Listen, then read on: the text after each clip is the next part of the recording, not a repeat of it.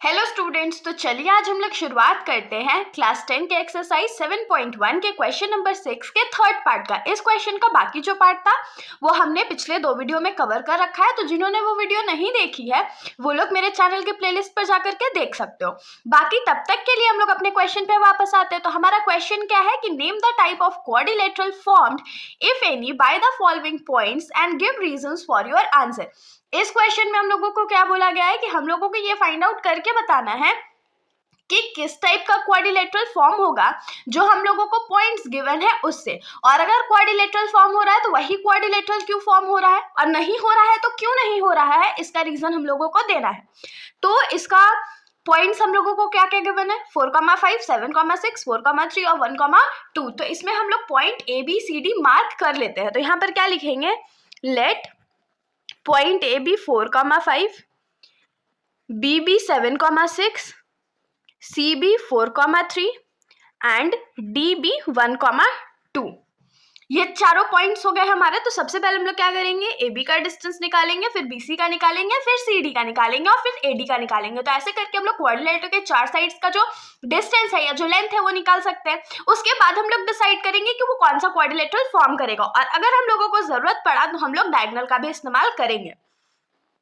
तो अगर हम लोगों को ए बी का डिस्टेंस निकालना है तो उसके लिए क्या करेंगे, ऑफ कोर्स डिस्टेंस फॉर्मूला का यूज करेंगे। तो हमारा डिस्टेंस फॉर्मूला क्या होता है, x2 माइनस x1 का square plus y2 minus y1 का स्क्वायर। तो x2 का वैल्यू हमारा क्या है, तो 7 है, माइनस x1 का वैल्यू क्या है, तो 4 है स्क्वायर, प्लस y2 का वैल्यू हमारा 6 है और y1 का स्क्वायर वैल्यू हमारा 5 है और इसका होल स्क्वायर कर देंगे। तो 7 में से 4 जाएगा तो क्या बचेगा, 3 का स्क्वायर, प्लस 6 में से 5 जाएगा तो क्या बचेगा, 1 का स्क्वायर। तो यहाँ पर 3 का स्क्वायर क्या होता है, 9 होता है, 1 का स्क्वायर क्या होता है, तो 1 होता है। तो हमारे पास ए बी का जो वैल्यू है वो क्या आ गया, तो √10 आ गया। तो यहाँ पर से हम लोग याद रखेंगे कि ए बी का जो वैल्यू है हमारा √10 है। उसके बाद हम लोग आते हैं BC के वैल्यू पे। तो अगर हम लोगों को BC का डिस्टेंस निकालना है तो उसके लिए भी डिस्टेंस फॉर्मूला यूज करेंगे। तो डिस्टेंस फॉर्मूला फिर से हम लोग क्या अप्लाई करेंगे, तो x2 माइनस x1 का square plus y2 minus y1 का स्क्वायर।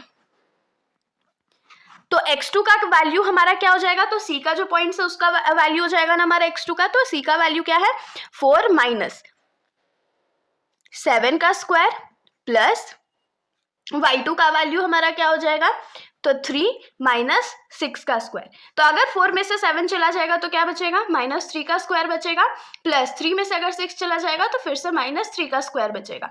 तो -3 का स्क्वायर क्या हो जाएगा, 9, और फिर से -3 का स्क्वायर क्या हो जाएगा, 9। तो 9 और 9 कितना होता है, तो √18 होता है।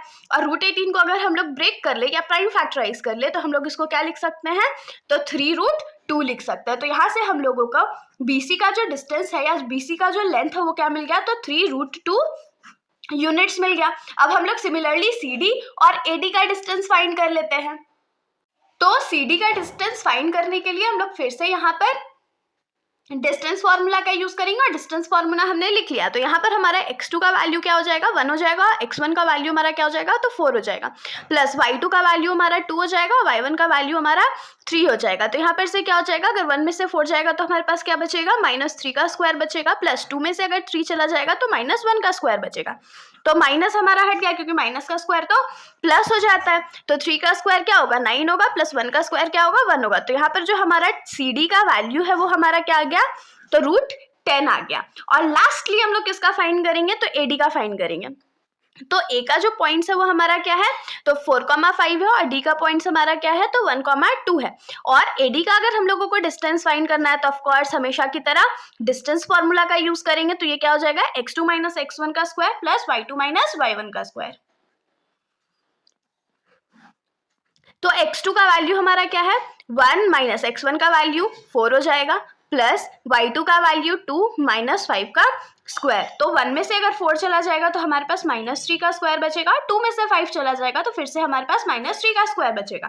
तो -3 का स्क्वायर क्या हो जाएगा, 9 हो जाएगा, फिर से -3 का स्क्वायर क्या हो जाएगा, 9 हो जाएगा, और ये √18 हो गया। √18 को अभी जस्ट हमने लिखा था 3√2, मतलब कि AD का जो डिस्टेंस है या जो लेंथ है वो हम लोगों को क्या मिल गया, तो 3√2 यूनिट्स मिल गया। तो यहाँ पर से हम लोग लिख लेते हैं कि AB का जो वैल्यू था वो हम लोगों को √10 मिला, BC का जो वैल्यू था वो हम लोगों को 3√2 यूनिट मिला, CD का वैल्यू भी हम लोगों को √10 मिला और AD का वैल्यू भी हम लोगों को 3√2 यूनिट्स मिला।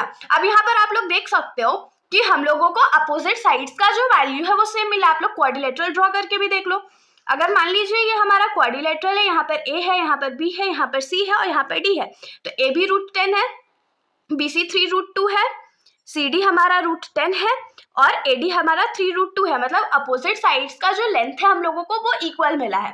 तो ये प्रॉपर्टी किसका होता है? तो आप लोग बोलेंगे रेक्टेंगल का होता है। तो हाँ, रेक्टेंगल का होता है, लेकिन पैरेललोग्राम का भी तो ये प्रॉपर्टी होता है ना कि उसके अपोजिट साइड जो होते हैं वो आपस में इक्वल होते हैं। लेकिन अब हम लोग कैसे पता करें कि ये जो फिगर है वो रेक्टेंगल फॉर्म कर रहा है या पैरेललोग्राम फॉर्म कर रहा है? तो इसको फाइंड आउट करने का एक बहुत सिंपल सा तरीका है। हम लोग क्या करेंगे, तो डायगोनल्स का लेंथ निकाल लेंगे। डायगोनल्स मतलब हमारा AC और BD का वैल्यू निकाल लेंगे। रेक्टेंगल का प्रॉपर्टी होता है कि रेक्टेंगल का जो डायगोनल्स का लेंथ होता है वो आपस में इक्वल होता है। वहीं पर क्या होता है, पैरेललोग्राम का एक डायगोनल बड़ा होता है और दूसरा डायगोनल छोटा होता है। तो इसके बाद हम लोग डिसाइड कर सकते हैं कि हमारा जो पॉइंट्स है वो पैरेललोग्राम का पॉइंट्स है कि रेक्टेंगल का पॉइंट्स है। तो सबसे पहले हम लोग AC का निकालेंगे।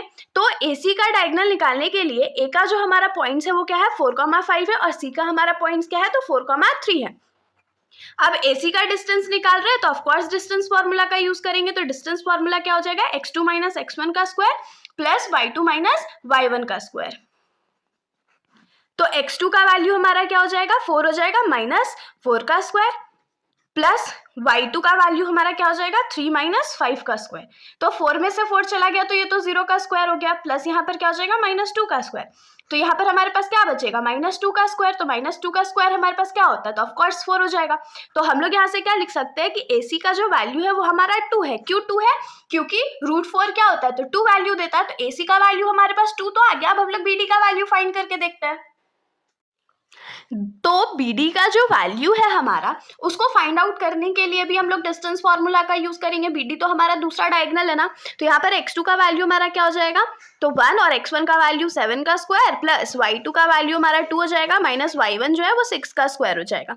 तो यहाँ पर से क्या हो जाएगा, 7 में से 1 जाएगा तो 6 बचेगा और 7 बड़ा था तो माइनस का साइन लगेगा, ये स्क्वायर हो गया, प्लस यहाँ पर -4 का स्क्वायर हो जाएगा। तो 6 का स्क्वायर क्या होता है, 36 होता है और इसका क्या होता है, तो 16 होता है। 36 में जब हम लोग 16 को ऐड करेंगे तो हमारे पास क्या आना चाहिए, 52 आना चाहिए। तो देख लेते हैं, हाँ 52 आ रहा है, तो √52 हो गया। अब 52 को हम लोग थोड़ा सा प्राइम फैक्टराइज करेंगे, तो प्राइम फैक्टराइज जब इसको हम लोग करेंगे तो हमारे पास क्या आ जाएगा, 26 आ जाएगा। और 26 को फिर हम लोग थोड़ा सा सॉल्व करेंगे तो ये 13 हो जाएगा, मतलब कि 2 जो है वो रूट से बाहर आ जाएगा। तो यहाँ से BD का जो वैल्यू है हम लोगों को क्या मिलेगा, 2√13 मिलेगा। तो अब यहाँ पर क्या लिखेंगे कि नाउ डायगोनल AC का जो वैल्यू है वो हमारा क्या है, 2 है और डायगोनल BD का जो वैल्यू है हमारा वो 2√13 है। तो क्योंकि हमारा डायगोनल जो है वो बड़ा छोटा आ गया है या डिफरेंट आ गया है, तो ऑफकोर्स ये जो हमारा फिगर है वो क्या हो जाएगा, पैरेललोग्राम हो जाएगा। तो यहाँ से हम लोग क्या लिखेंगे, रीजन कि सिंस द अपोजिट साइड्स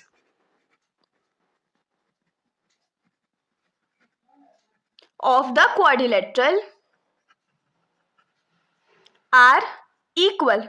यहाँ पर हमारा जो अपोजिट साइड्स है क्वाड्रिलेटरल का वो इक्वल है and the diagonals are different. Diagonal जो है वो हमारा डिफरेंट है, तो डायगोनल्स आर डिफरेंट। तो यहां से हम लोग क्या लिख सकते हैं कि देयरफॉर द गिवन पॉइंट्स